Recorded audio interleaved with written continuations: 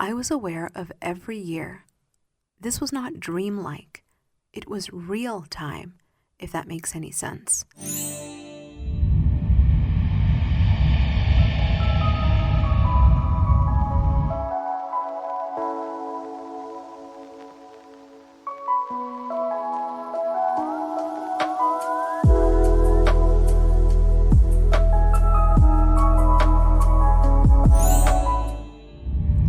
Today's NDE is by Anthony. I had just gone into my bedroom at 9:15 in the evening. I had turned my alarm on for the next morning and sat on my bed when I had a massive asthma attack. I fell back on the bed and tried to call out to my parents, but I didn't have the breath. As the attack increased in severity, I found that I couldn't move. This part was entirely conscious. As I blacked out, I guess through the lack of oxygen, I heard a voice by my ear. The tone and cadence of the voice was one of absolute caring and total calm, which was in stark contrast to the panic I was feeling at not being able to breathe. The voice was not mine, and it told me not to worry. It was going to look after me, and I was to follow it. At this point, I left my body and was looking down on myself, lying on the bed with my eyes open. I was now totally calm and unafraid. The voice told me it wanted to show me something, and I felt myself traveling very fast toward a light. As I went through the light, I found myself flying in another world.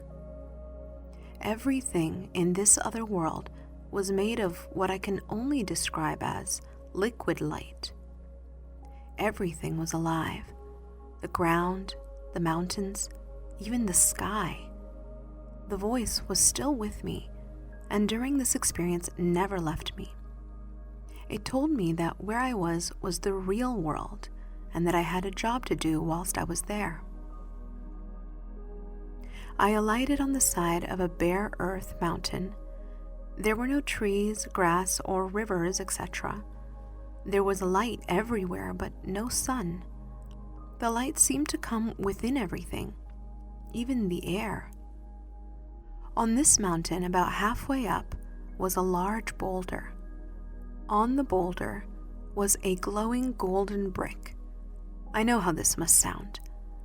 The voice told me that I was to build a garden on the mountain, and that every year a brick would appear on the top of the boulder, and with the bricks, I was meant to build a path up the mountain from the base to the boulder. I was told to plant trees that appeared as acorns, etc., at the top of the mountain. I was there for a very long time, in which time the voice was always present. I never felt alone, and I never questioned why I was there. I was totally at peace, and feelings of absolute joy and unconditional love pervaded me the entire time. I knew that the voice was the most trustworthy person or thing in the universe. As the years passed, I watched the trees grow. The flowers and grass I planted also grew. The color of the flowers weren't of any color I've ever seen. Like, there were 20 different colors in the rainbow there.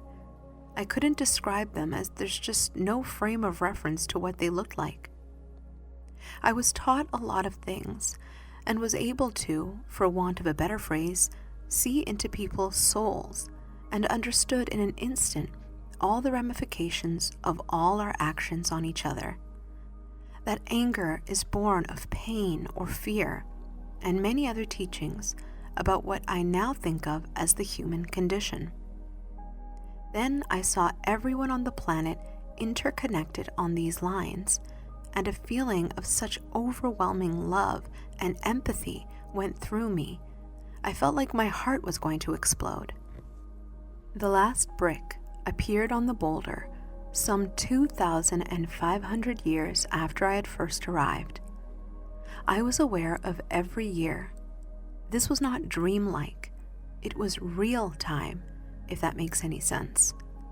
The path now stretched from the base to the boulder, but over the years, the boulder had gradually changed shape and now looked square like some sort of altar. The trees I had initially planted had grown, the boughs and branches had arched, and the trunks thickened to form what I can only describe as a temple at the top of the mountain.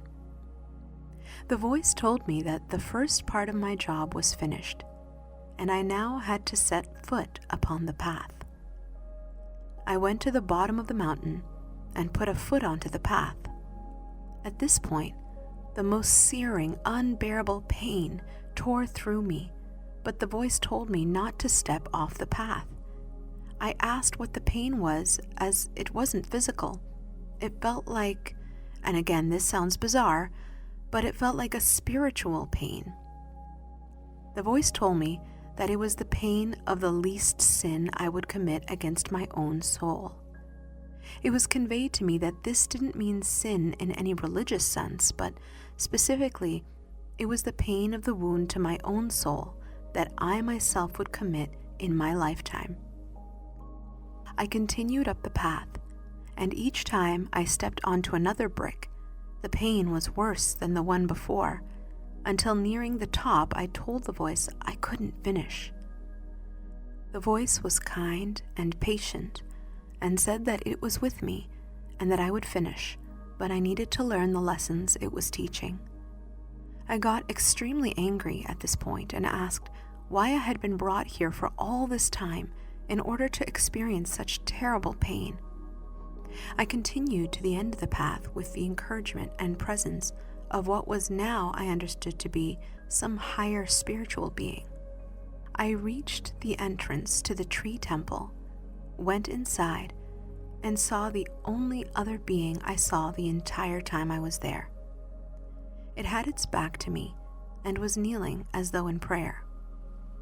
I was angry again, and I rushed up to this figure saying that I now knew that everything was real, so why did I have to experience all the pain? The figure stood up and turned around, and it was indescribable. A being of perfection, and what I can only be described as being made out of pure love.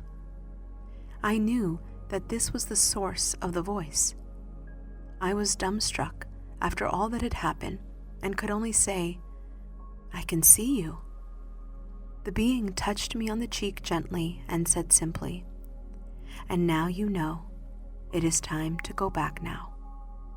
I was also told that the garden I had created would exist there forever, and I would return there one day.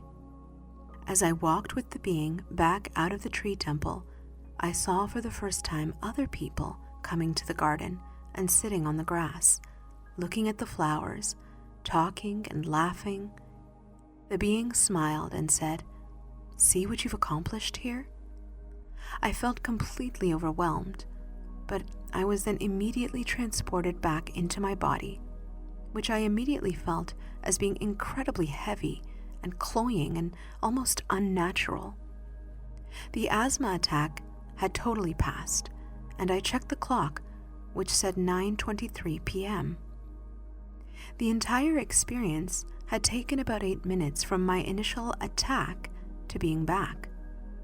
I've never reported this before, as I guess most people would say it was a hallucination. I can only say that it was more real than anything I have experienced in this world.